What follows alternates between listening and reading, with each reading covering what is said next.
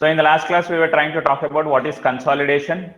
And then when we went on to understand what is compression, and then when we started talking about that so-called compression, what is happening in the soil due to the external load, what is getting applied in the process of expulsion of water.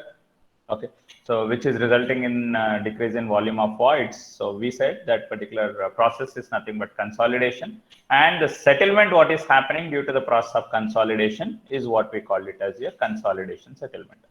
So the total settlement, whatever we are going to be talking about, so in the process of this consolidation is divided in three components. One is elastic compression, or otherwise we also call it as your immediate settlement.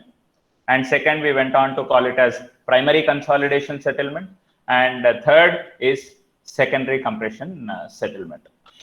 And later we understood what is the difference between compaction and consolidation. And then we went on to talk about how do we understand this phenomena of consolidation? How do we understand this process of consolidation? So we understood that based on a model, which we call it as spring analogy model. Okay.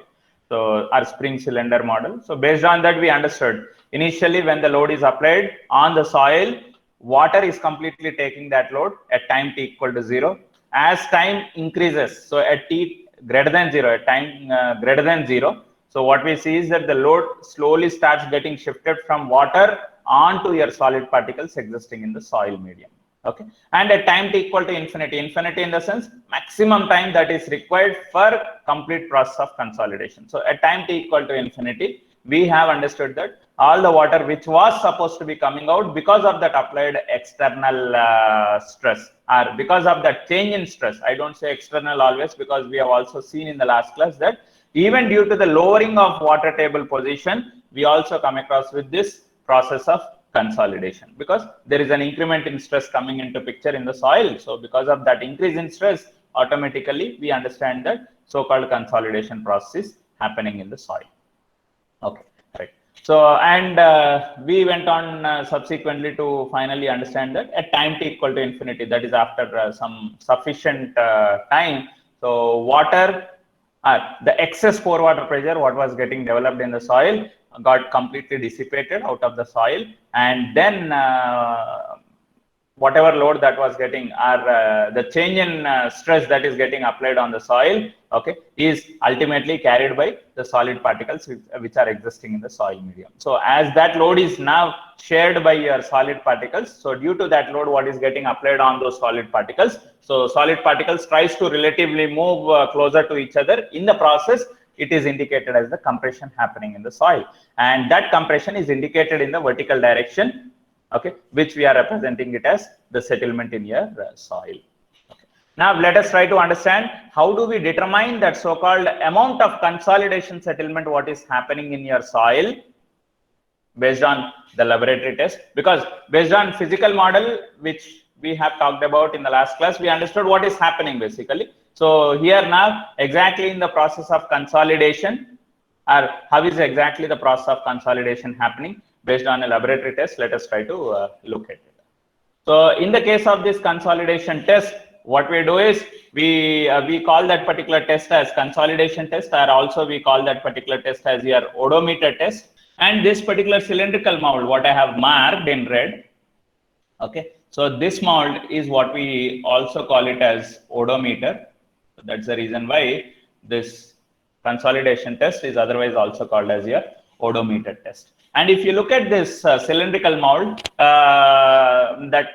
cylindrical mold, if you look at, so it's basically a steel ring what we have there. Okay, so once we say it is a steel ring, the soil sample which is placed inside that steel ring is allowed to get displaced only in the vertical direction, and that particular soil sample is not allowed to get displaced anywhere in this lateral directions, because it's a steel ring, because due to the load what is getting transferred from your solid particles onto the steel ring. So steel ring is relatively strong when compared to that of the strength of that particular soil inside. So your solid particles or soil grains are not allowed to get displaced anywhere in the lateral direction. In that sense, the cross-sectional area of the soil sample is remaining same. What is changing throughout the test process is here height of the soil sample. So the odometer test, is used to investigate the one-dimensional consolidation behavior of fine-grained soil. So as I said, so it's only the one-dimensional consolidation, because the settlement what is happening in the soil is allowed to happen only in the vertical direction. The deformation in the soil is not allowed to happen in any of the lateral direction because of that steel ring which is existing there. So what we do in this complete test process is, I'll be just trying to talk about the outline of the test process. So in the case of the consolidation test, what we try to do is, first we try to collect an undisturbed soil sample in the steel ring inside that odometer. Okay. So, and once we place that soil sample in that consolidation test setup, we are going to be applying, or we are going to ensure that the soil is going to be fully saturated, because this so-called process of consolidation is what we generally look at in the case of your fine-grained soils. Okay. So first I have to ensure that the soil sample which is placed inside your odometer ring has to be fully saturated. So allow sufficient amount of water to be available there inside that odometer ring, so that the water can easily penetrate into the void spaces whichever are available in that particular soil sample. So to ensure that the soil is fully saturated to 100%. Once we understand that the soil is fully saturated to 100%, okay, then what we are going to be doing is, we start applying the loading on the soil sample. So first what we do is, we start applying what is called as a seating load. Now what does this seating load mean? What is the physical significance of this word seating load? So whenever we are taking the soil sample from the field, because which soil sample I should be using in this consolidation test? The soil which is exactly there in the field, for which I want to understand the consolidation behavior. How does that particular soil behave under the applied external loading conditions over a longer period of time? So because of the load what is continuously being applied on that particular soil over a longer period of time, so how much amount of settlements that are going to be happening in that particular soil? So if I want to understand, I can do that by collecting an undisturbed soil sample from the field and place that soil sample in your odometer ring or consolidation test setup, and then ensure that your soil is fully saturated by allowing sufficient amount of water inside that odometer ring, ensuring that sufficient amount of water is maintained inside that odometer ring, which will have or which will cause 100% saturation to your soil. So once that 100% saturation is attained in your soil, approximately we say 95% to 100%, because 100% saturation if you want to achieve, some soils which are said to be very fine-grained soils, it even takes some days together to attain that 100% degree of saturation. Okay. So approximately at least 95% to 100% of saturation if I can ensure. Sir, how do we understand 95% of saturation has happened means? So here in the case of consolidation test, approximately we are ensuring. But however, we have got some methods by which we can try to understand whether 100% saturation is achieved in that particular soil or not, which we'll be trying to talk in the next unit. That's when we are trying to talk about the shear strength of the soils. There I'll be trying to talk about that. So how do we understand how much amount of saturation is achieved in that particular soil? Okay. So next, first, once the soil sample is ensured to be 100% saturated. So first what we start doing is, if you look at here, there is a lever arm and vertically there is a connecting rod. If you can look at here, vertically there is a connecting rod, and to that connecting rod we are going to hang the weights. Okay, to that rod, if this is the rod, I am going to put one weight, next weight, next weight, next weight, and so on. Okay, so at the bottom of it you have a hanging portion. So to that hanging portion we'll be placing your loads. So first we start with what is called as the seating load, and let us understand what is the significance of this seating load. So what does the seating load mean? Whenever you are collecting the soil sample from the field for performing your test, what has happened is, the stress which was already acting on that particular soil sample, because your soil sample you might be collecting from certain depth, or you might be collecting from the ground level, or from maybe a depth of 1 meter or 2 meters or so on. So once you are removing that soil sample from the ground, what has happened is, the soil which was earlier subjected to some amount of stresses in it, that stress got released.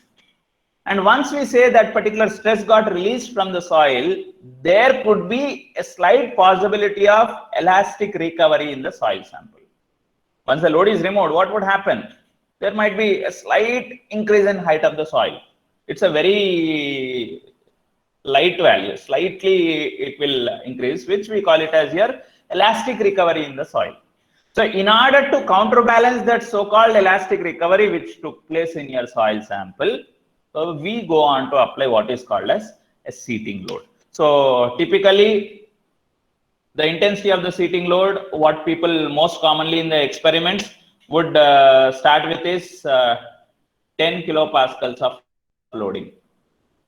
I repeat it with 10 kilopascals of loading is what we start with in your laboratory test. Okay, but however, in literature, most of the times you might also even come across with some seating load which is represented as 6.25 kilopascals. Nothing wrong. So the purpose of applying that seating load is just to ensure that if at all there was some slight elastic recovery when the soil sample is taken out from the ground. So in order to counterbalance that effect of whatever elastic compression, elastic recovery which took place, so I am just trying to counterbalance that by applying what is called as your seating load. So once that seating load is applied, before applying that seating load, we have to exactly understand what is the height of the soil sample that I have used in my soil, which I have used in my test. And for that particular soil sample which I have placed in your odometer ring, if I can determine what is the specific gravity of soil solids, because that specific gravity of soil solids data is something essential for us. And once the specific gravity of soil solids is known, then we go ahead in calculating some other values from that specific gravity of soil solids data. And then accordingly, we'll try to determine what is the initial void ratio of the soil sample. Okay, I repeat, what is the initial void ratio that is existing in your soil? So once the initial void ratio is known, then initial height of the soil sample is known. And after the application of the load, what we are seeing is there is a change in height of the soil sample continuously happening. And how are we going to measure that change in height of the soil sample? Means we are going to have what is called as a dial gauge. If you look at here, this is the dial gauge. Okay, so please look at here. This is the dial gauge, whatever we have got in the test. And with the help of this dial gauge, we are going to measure the vertical deformation, what is happening in your soil. That's nothing but the change in height is what I can understand because of the applied load by taking the readings from your dial gauge. Okay, so let us start understanding the test procedure step by step. So first, we'll be placing your soil sample in your testing, the first step. And second step, we go on to apply what is called as your load. So initially we start saying that load what we apply is with seating load, and then because of that applied seating load over time, because once we apply the seating load, it doesn't mean that whatever settlement that was supposed to happen in that soil is completed. Okay, so once the load is applied, we continuously keep on taking the readings from your dial gauge at different intervals of time. So different intervals of time in the sense, we start with 0th second, 0th second in the sense, immediately when the load is placed, what is the reading in the dial gauge? And then next subsequently at time intervals of 1 second, 2 seconds, 4 seconds, 8 seconds, 16 seconds, half an hour, 1 hour, 2 hours, 4 hours, 8 hours, 16 hours, 24 hours. So for 24 hours duration, because ideally what is understood from experimental studies is, in the case of fine grained soil, that is particularly in the case of your clay soil, it requires 24 hours duration in order to have that so-called complete compression is achieved due to that applied load.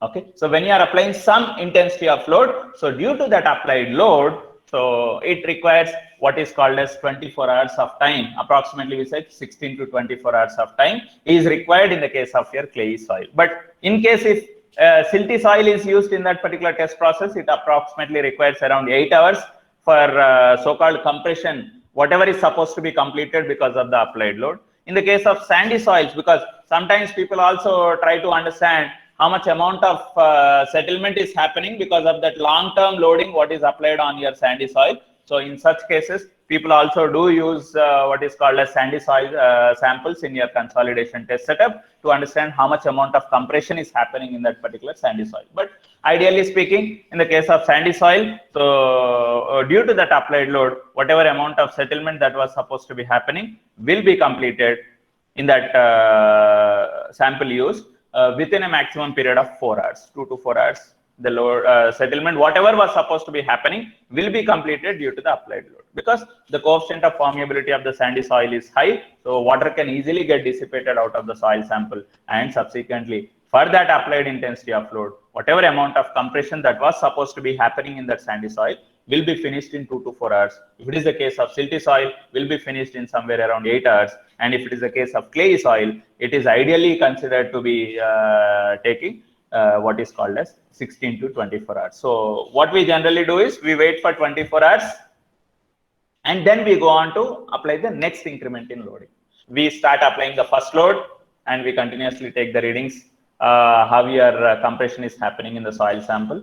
And whenever we find with increase in time there is no change in reading of your dial gauge, then we go on to apply the next load. And once the next load is applied, automatically the compression starts happening in the soil sample, and at different intervals of time we start noting down the dial gauge readings. And at some point of time, once again we find that, let's say at half an hour the dial gauge reading is same, at 1 hour also the dial gauge reading is same. So I understand that there is not much change in compression taking place in the soil over that period of half an hour. So I go on to apply the next increment in load. Okay, so that's how we go on to apply the next load, and we keep on taking the readings of the dial gauge at different intervals of time for each of the load what is placed on that particular soil sample. For each increment of load, so we continuously keep on taking the dial gauge readings in order to understand how is the compression happening in that particular soil over time because of the load what is applied on it. Okay, so and whenever there is some new load what is applied, so at the start, before the application of the load, what is the height of the soil sample? After the application of the load, that means at the end of that so-called compression process, due to that applied load, we'll understand what is the height of the soil sample. And because of that increment in load, what is applied on the soil sample, so we understand how much is the change in height of the soil sample. Okay, and that's how we continue to proceed with your test. So first, we start applying with what is called as your seating load, and for that applied seating load, we start measuring how much is the change in height of the soil sample. And then next increment in load, let's say if I start with my seating load of 10 kilopascal, which is called as 0.1 kg per centimeter square. In terms of kg per centimeter square, if I convert that loading, so it is 10 kilopascals is nothing but 0.1 kg per centimeter square. The loading weights will be starting most of the times in the labs. We'll be seeing that weights get started with this 0.1 kg per centimeter square. So that's the reason people start applying your seating loads with 10 kilopascal. And once the 10 kilopascals of loading is first applied, in the next increment in load, what I have to ensure is that when I'm going for the increment of load, double that of the load what is already there has to be now applied. So what does it mean? Already if 10 kilopascals of load is there on the soil sample, next load what I have to apply should completely give you a loading on the soil sample which is double that of your 10 kilopascal. It means next increment in loading is going to be 10 more kilopascal. So that 10 plus 10 total 20 kilopascals of loading is going to be acting on your soil sample. And then for that 20 kilopascals of loading what was acting on the soil sample, we continuously take the readings. And once we don't see further change in height of the soil sample happening, then go on to apply the next increment in load. Next increment in load means, so I started with 10 kilopascal, then next it went on to become 20 kilopascal. I am not saying I am applying 20 kilopascal. But I am saying next, the total load what is getting applied on the soil is 20 kilopascal. It means I have added how much? Additional 10 kilopascal I have added. Then next I am going to ensure that double that of this 20 kilopascal should be applied on the soil sample. So I have to totally have what is called as 40 kilopascals of loading. So for having what is that 40 kilopascals of load, additionally I will be applying 20 more kilopascals of loading. And next increment in load should ensure that the load acting on the soil sample should be double that of this 40. So it means 80. So additionally, how much I am applying? 40 more kilopascals. And likewise, next increment in load should give you a total loading on the soil sample, which is 160. Okay, somewhere I have skipped it. Standard table says that from 20 it should go on to 50, from 50 it should go on to 100, from 100 it should go on to 200, from 200 it should go on to 400, and from 400 it should go on to 800, from 800 it should go on to up to 1600, and then after reaching what is 1600 kilopascal, most of the lab tests we limit with the loading condition of 1600 kilopascals of stress what is getting induced on the soil in that particular small soil sample which we have used. So once we reach to a loading of 1600 kilopascal, then what we do is we are not going to stop our test. Rather, what we do is we from here to here, what we have done is loading onto the soil sample. We did the loading onto the soil. And once you reach to what is called as 1600 kilopascal, someone will say 1600, someone would say 800. Okay, so it doesn't matter. So let's say once we reach to what is called as some 1600 kilopascal, then we go on to unload the soil sample. Why do we go on to unload the soil sample? Because when you look at the soil sample in the field, it is not always that the soil sample is continuously subjected to only increment in load. We also even come across with the condition that soil might be subjected to loading, might be subjected to unloading, and might be subjected to what is called as reloading. Let's say, for example, I started constructing this building, and because of the construction of this building, the soil which is there below this building was subjected to loading. And maybe after some time, I found that, okay, this portion of the building or this portion of the room is not essential, so I started dismantling it.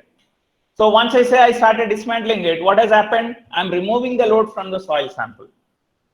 And then I went on to construct the room with some other requirement. Then I am trying to reload the soil sample. So I'm just trying to understand, because of the loading, unloading, and so-called as reloading phenomena happening in the soil, how does the behavior of the soil exist by carrying out your consolidation test? Okay. So for understanding the behavior of the soil while unloading is happening, so what we start doing is, from 1600, I go on to apply only 1/4 of that 1600 load to be maintained on the soil sample. When you are going for loading, double that of the load you were trying to increment. But in the unloading process, we try to unload the load from the soil sample in a way that only 1/4 of the previous load is going to be maintained in the next interval. So it means if 1600 kilopascals was earlier there, next in the unloading process, first unloading if I am talking about, so I have to ultimately ensure to have only 400 kilopascals of loading to be maintained on the soil sample. It means I have to remove 1200 kilopascals of loading I have to remove from the soil sample. Okay, next. So for this 400 kilopascals of loading, what would happen? Soil sample which was this much slightly start increasing in its height.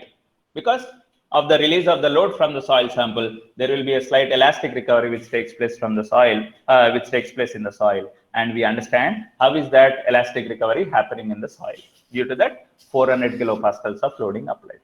Next decrement or next unloading would go on to ensure only 100 kilopascals of loading getting applied. Next 25 kilopascal, and next, or rather 20 kilopascal, because in the other pattern of 10 kilopascals of loading condition, if I am trying to talk about, okay, so I'll be coming in the form of 20 kilopascals and so on. Once you reach to this 20, or if you want to come, you can come up till 10 kilopascal, and then once again reload in the same 4 times that of the previous loading condition. So 10 to 20, and 20 to 100, 100 to 400, 400 to 1600, so on. So that's how you carry out your test. In case if you are starting with, theoretically, if you are starting with a seating load of 6.25 kilopascal, if your test is started with 6.25 kilopascals of seating load, then double that of will give you 12.5 kilopascal, double that of 25, double that of 50, double that of 100, double that of 200, double that of 400, double that of 800, double that of 1600. And once again in the unloading process, from 1600 you go on to apply or you go on to maintain only 400. From 400 you go on to maintain in the next decrement only 100. From 100 you go on to maintain only 25. From 25 you go on to maintain only 6.25. And once 6.25 is reached, then go on to reload the soil sample. So 4 times by applying the previous load what is getting applied. So from 6.25 4 times 25, 25 to 100, 100 to 400, 400 to 1600. So this is how we are going to be continuously applying the loadings on the soil sample to see how the compression or how the consolidation behavior is happening in your soil sample that you have used in your odometer test. Okay, this is your typical odometer ring which I was trying to talk about. Okay, this complete is your odometer ring. This is the soil sample. Okay, and on top of the soil sample and as well as at the bottom of the soil sample, the shaded region in white. Okay, so that is nothing but we call it as porous stone. Okay, so what is the purpose of this porous stone? Once we apply the loading on the soil sample, the soil is said to be fully saturated. I said inside this odometer ring, we should sufficiently allow the water to be available. So we are trying to ensure that sufficient amount of water is maintained inside that odometer ring. So because of that water can easily seep into this soil sample. Okay, and we ensure that the soil becomes 100% saturated.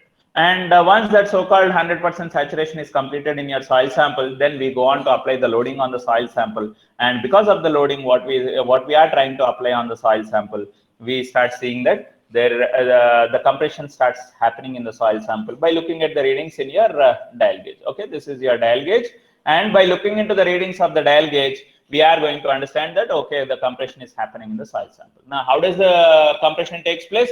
Because the water is getting escaped out of your soil sample. As the water is coming out of the soil sample, how does the water comes out of the soil sample? So water particles slowly start coming out of the soil sample by passing through what is called as porous stone.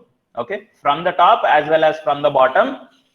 On both the sides of the soil sample, you have what is called as your porous stone. So your water particle can either get displaced by moving in the upward direction to come out of the porous stone on the top, or can move in the downward direction to come out of the porous stone from the bottom. Okay, so to this porous stone, anyhow, we are going to have some pipe connected either from top or either from bottom, so that the water particles can easily get drained out of your soil because of the applied loading on the soil sample.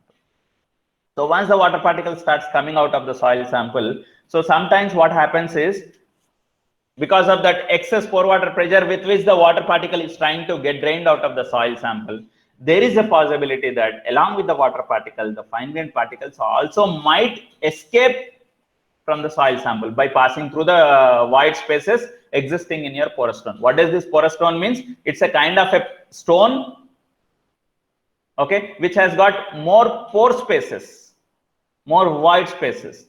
Now, why is that void spaces existing? Because the water, if it is trying to come out of the soil sample, it can easily seep through those porous stone and it can come out.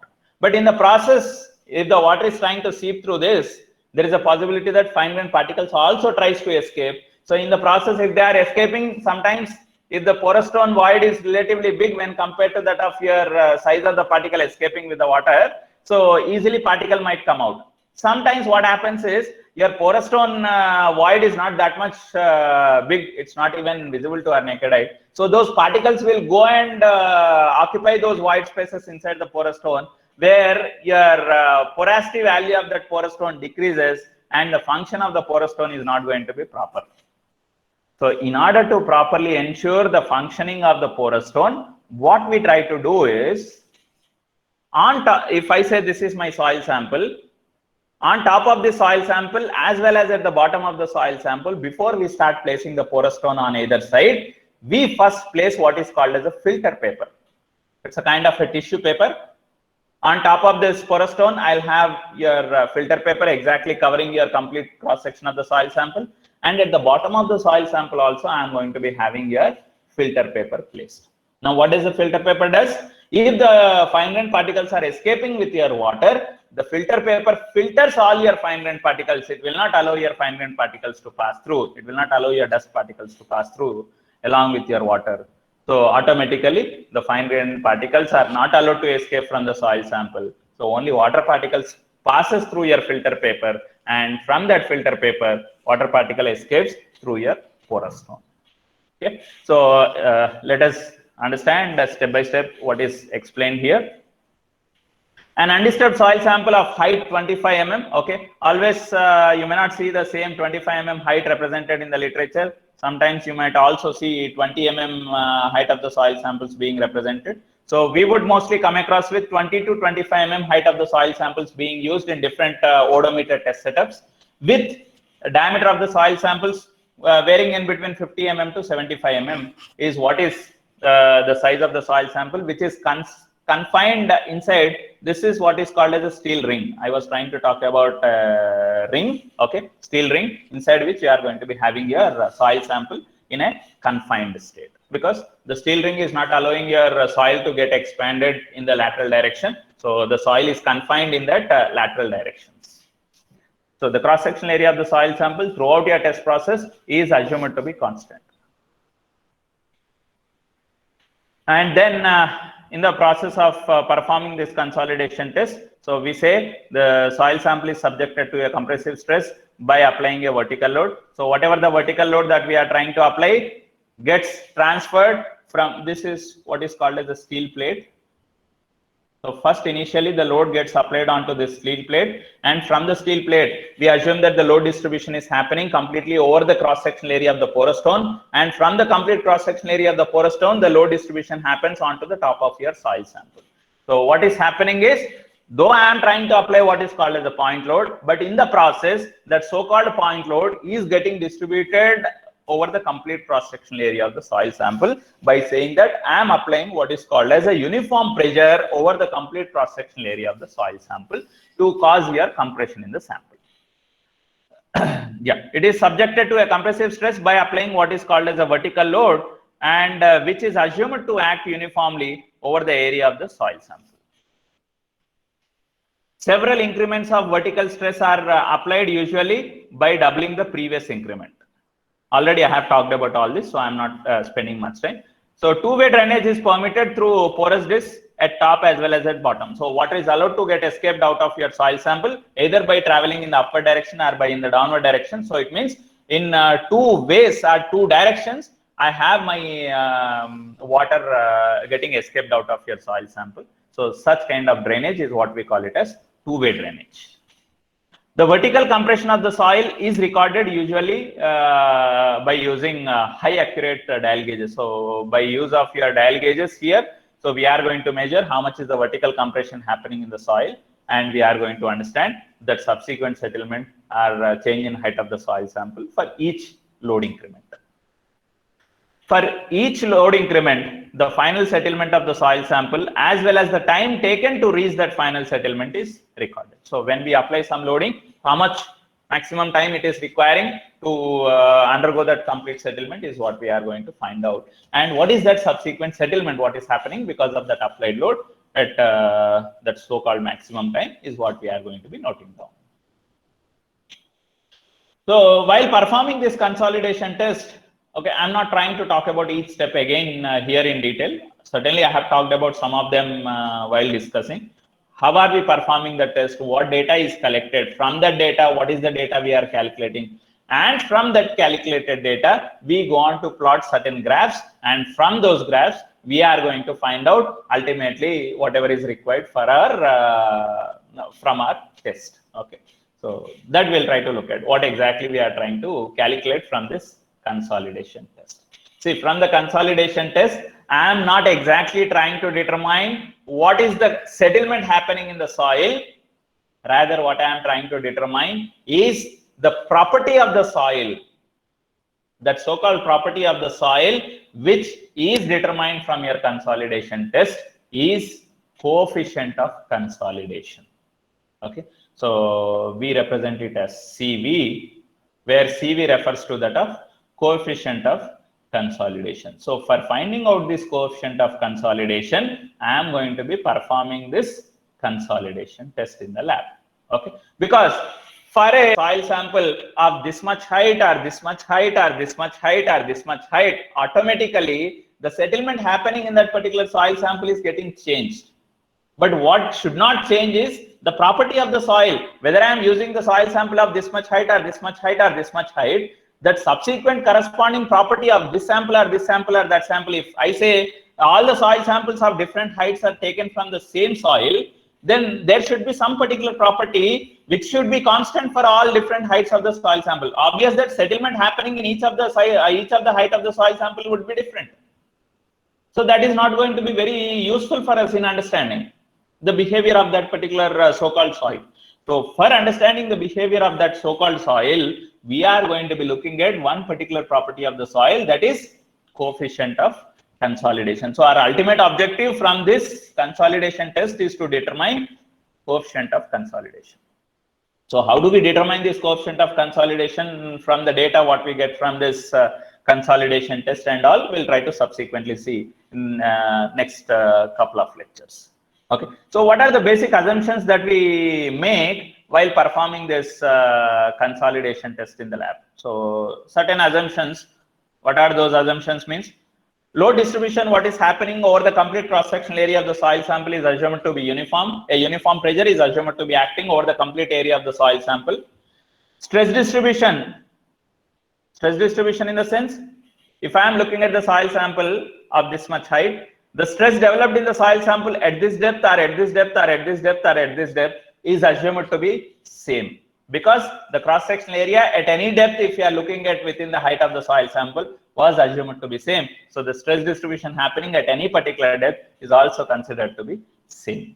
And as a steel ring is used, so we are considering that there is no lateral deformation happening in that particular soil, considering that the cross-sectional area of the soil sample is unchangeable, it's not getting changed. And we also consider that the soil solids existing in that soil sample are uncompressible. So why is that compression happening in the soil? It is only because of the change in volume of voids occupied by the water. So due to that only we are seeing a decrease in volume of the soil. Otherwise, we are not going to see any change in volume of solid particles existing in the soil sample. Yeah. A laboratory consolidation test is performed on an undisturbed soil sample. Yes, the consolidation test we have to perform on what is called as an undisturbed soil sample only, which is collected from the field. Because why do we need to perform this particular test on undisturbed soil sample? Because I want to exactly know the behavior of the soil existing in the field. So if I want to exactly predict the behavior of the soil, say that particular soil what is there in the field, because of the load coming from the foundation or because of the load coming from some superstructure, how much settlement is it going to happen means. So if I want to predict that, exactly that soil sample is only to be used. So if I say exactly the same sample is to be used, so in its undisturbed state, the soil sample has to be taken to the lab and you have to perform your test on that undisturbed soil sample. And particularly we say it is performed on what is called as your cohesive soil. As earlier itself we have discussed, your particular purpose of consolidation test is to be understanding how the settlement behavior is happening in cohesive soils, particularly in the case of fine grained soils, that too in clay type of soil deposits, to determine its compressibility characteristics. So to find out the compressibility characteristics of your clay soil deposit, we are going to be performing this particular test.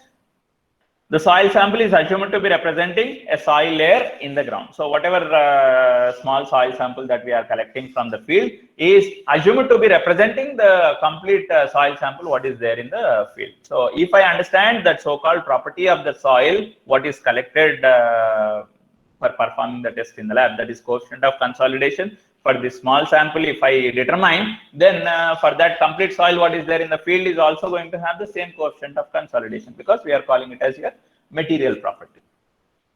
A conventional consolidation test is conducted over a number of load increments, and the number of load increments should cover the stress range from the initial stress rate what was existing on the soil sample to that of the final stress rate what is expected to be coming on that particular soil sample in the field because of any proposed construction. So what should be the range of the loading that I have to apply on that soil sample in the consolidation test? Means minimum load what you should start with is what was the load what it was experiencing initially when it was taken from the field, and what should be the maximum load to which that particular soil sample has to be subjected. Means due to any proposed construction at that particular location, how much of stress is additionally getting induced in your soil. That is what we are supposed to be understanding.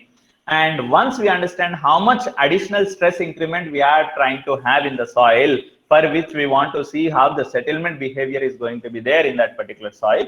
So for that much initial stress range to that maximum stress range, I have to ensure to apply on your soil sample, so that now we can subsequently predict the behavior of soil, how is it behaving, and so on.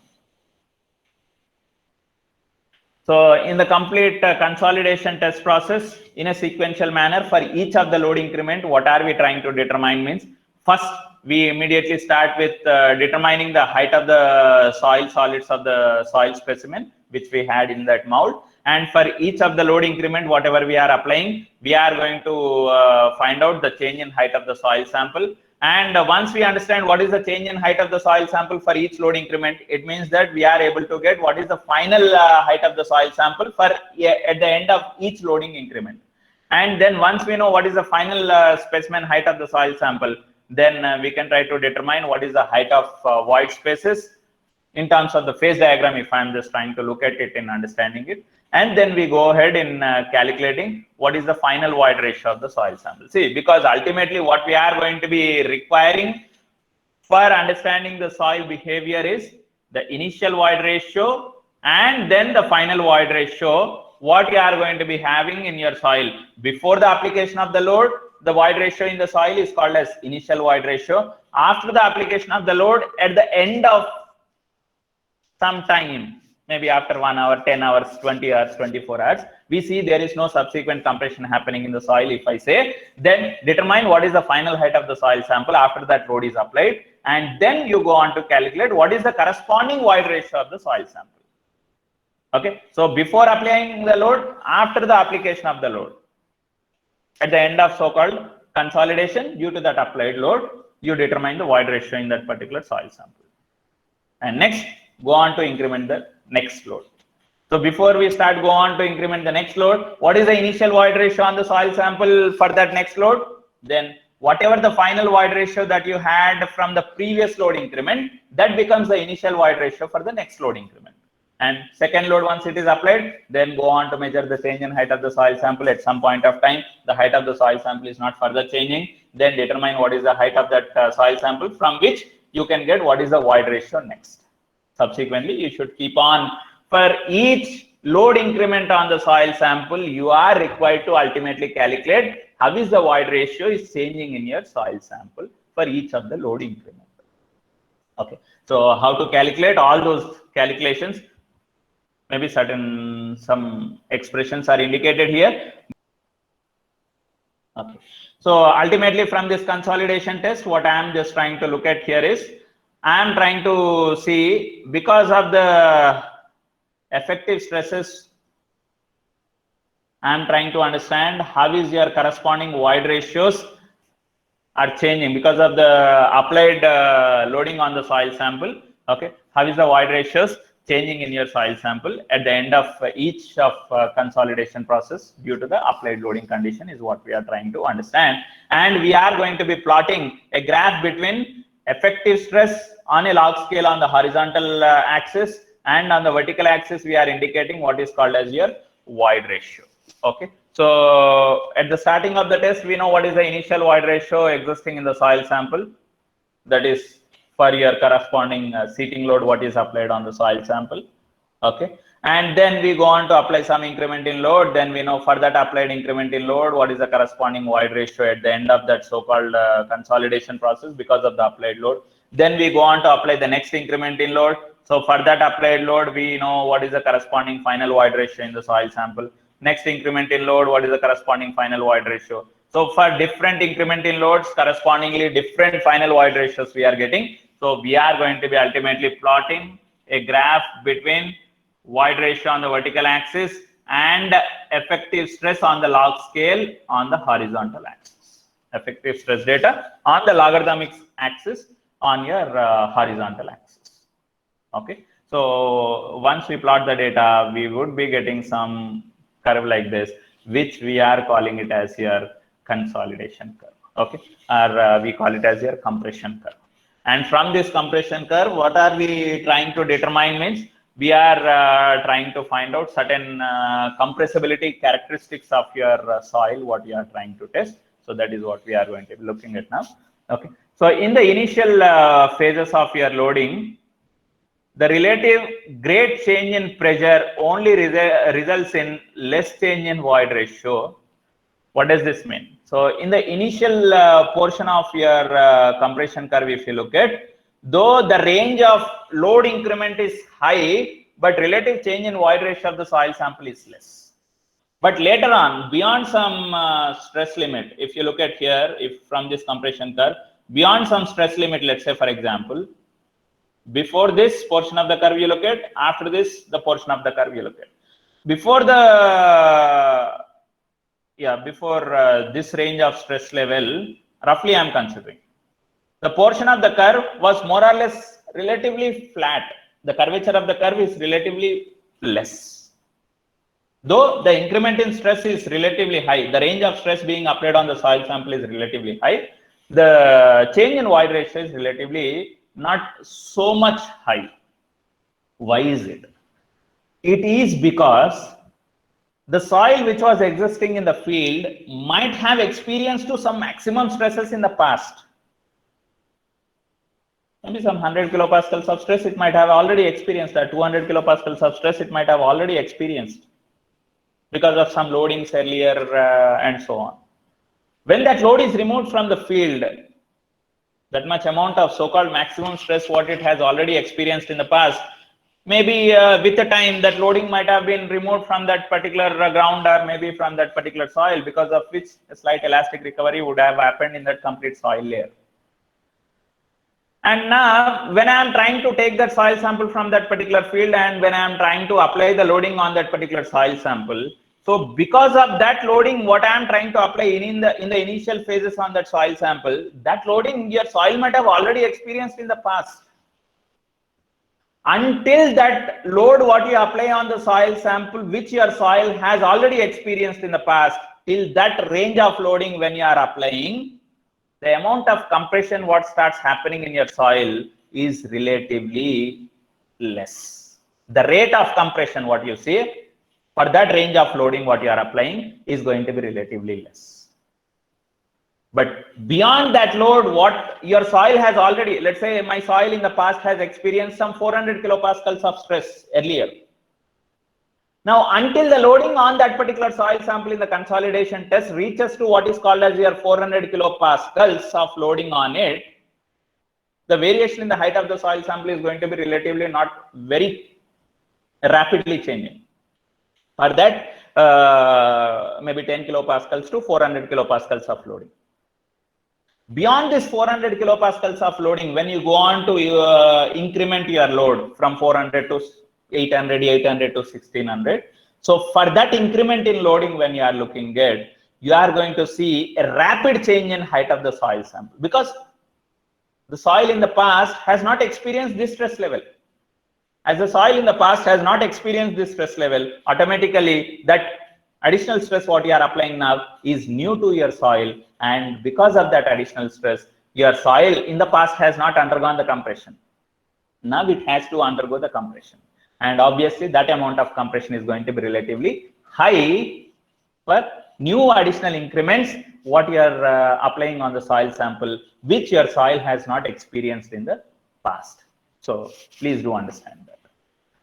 The reason is part of the pressure got to compensate the expansion when the soil specimen was sampled in the following phase, where E changes at a great rate. Okay, so whatever the load, until the loading on the soil sample reaches to the load what your soil sample has been subjected in the past, until that range of loading is reached on your soil sample, the rate of decrement in height of the soil is relatively less. At the change in void ratios that you look in the soil sample is relatively less. Relatively less in the sense, I don't say it is not changing, but it's relatively a smaller variation in the void ratio is what you see for a bigger variation in your applied stresses on the soil sample.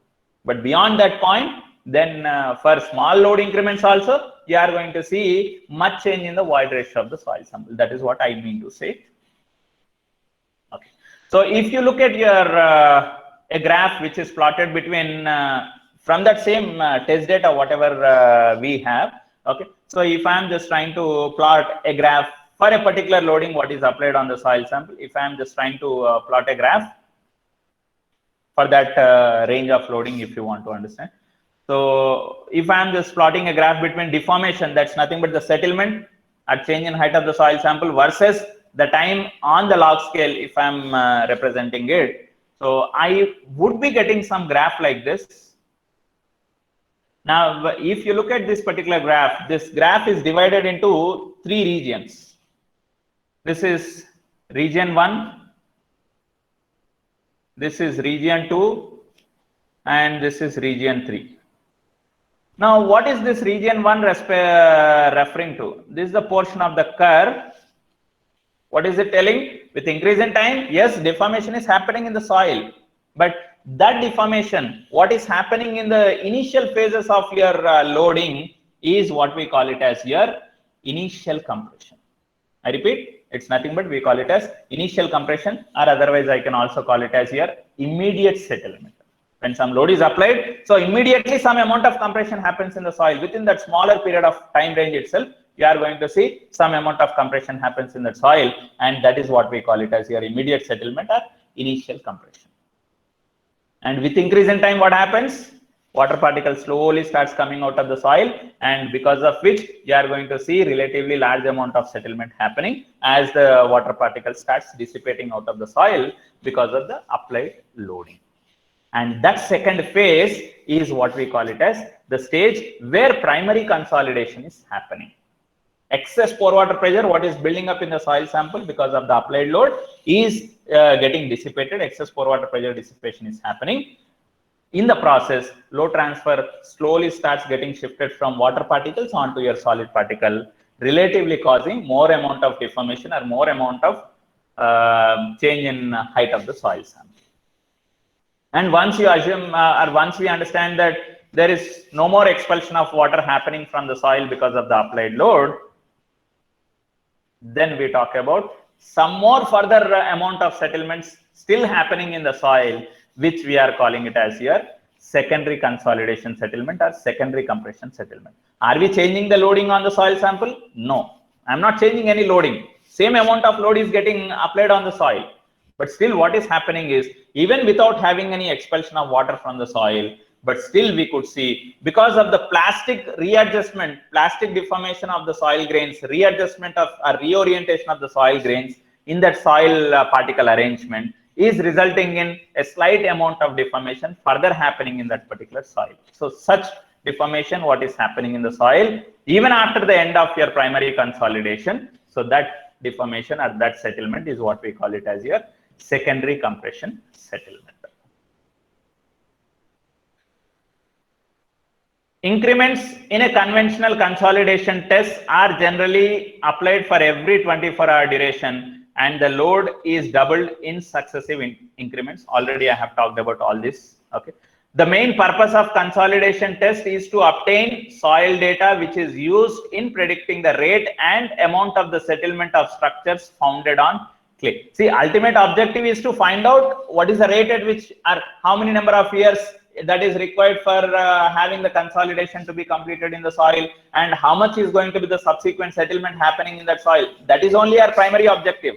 But for determining that so-called time required for consolidation and the amount of settlement that is happening in that process of consolidation, so that respective property which is going to be helpful for us is nothing but it is your coefficient of consolidation. So first, from the lab test, we determine this coefficient of consolidation, which is said to be the property of the soil, which is there in the field. So by making use of this property, that is coefficient of consolidation, for the exact depth of the soil layer in the field, I can try to understand how much time is required for complete consolidation to happen, and what is the amount of settlement, consolidation settlement, that I am going to have in that particular soil.